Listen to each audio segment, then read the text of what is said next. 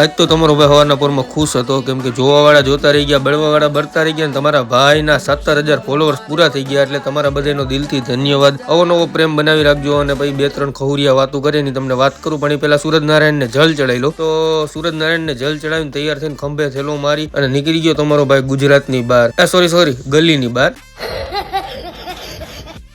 કેમ કે આપણી ઓફિસ સામે ગલીમાં જ આવી હતી. એટલે હું આપણે હળવેકથી રોડ ટપાડીને જમણી બાજુ ટર્ન મારીને પહોંચી ગયા. તો આવી ગયા હતા સમીર શેઠ. તો સમીર શેઠને રામ રામ કર્યા, અંદર આવી ગયા. મેં વાહ સમીર શેઠ, વાહ, થેન્ક યુ, તમે આવી ગયા. કેમ કે આપણે એકચ્યુઅલીમાં થોડુંક મોડું થઈ જાય. હવે માર્કેટમાં સાલો એનો વિરોધ હોય, 7 વાગે ગોદડા ઉઠાયનો વિરોધ દુનિયા નહીં કરતી.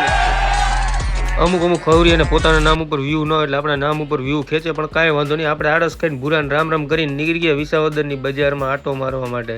જાજા દિવસે નીકળ્યા હતા એકચ્યુઅલી. મને આ કઈ ગલીએ કોઈને ખબર હોય તો કમેન્ટ કરી નાખજો. અને ફટાફટ તમારો ભાઈ આવી ગયો ઘરે, કેમ કે ચાર્જર ભૂલી ગયો. અને ઘરે પહોંચ્યો ત્યાં ઘરે તાળું. ભાઈ ચાવી લીધી ને ચાવી લઈને તાળું ખોલ્યું અને સીધો ઘરેથી ચાર્જર લઈને ફટાફટ નીકળી ગયો તમારો ભાઈ પાછો ઓફિસે જવા. અને ઓફિસે આવી ગયો અને મંતુ દાદા આવી ગયા. મંતુ દાદાને રામ રામ કર્યા. અને ભાઈ ફ્રી ફાયર રમતા હતા ફૂલ બાકા જીકીમાં. મેં રમો આપણે જેવા મિત્ર આવી ગયો બહાર ઊભો તો મેં એનો વિડીયો લઈ લઈએ. હું ભાઈ ઘરે આવી ગયો, બપોર થઈ ગયું, મેં જમી લઈ આવે. હળવેકથી ઘરે પહોંચ્યો ત્યાં તો હું સિરિયલ ચાલુ હતી ને સોનલબેન કામ કરતા હતા. મેં તો સારું લ્યો.